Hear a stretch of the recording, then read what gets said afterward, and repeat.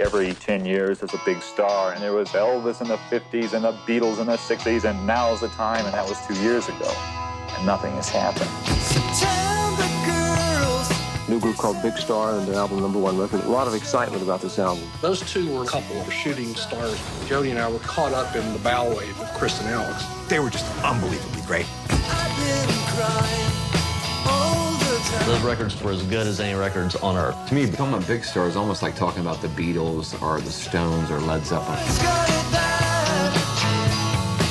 We could have been jinxing our future by calling ourselves Big Star and our first album #1 record. Let's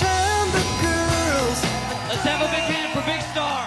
This is the Rock Writers Convention. They had a bunch of rock critics dancing, which is beyond a miracle. Rolling Stone says this is the greatest stuff we've ever heard, and you can't find it in a record store.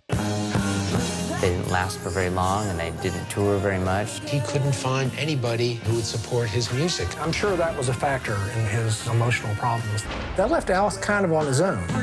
I think there was a certain kind of self-destructiveness. He was an anti-star. It seemed like Alex had sabotaged himself all the time. You keep buying them, I'll keep signing them. Hey, you're rolling.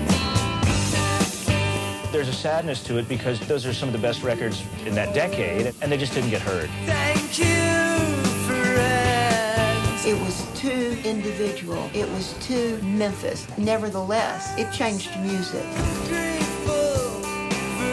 In the 90s, it was established that Big Star were great.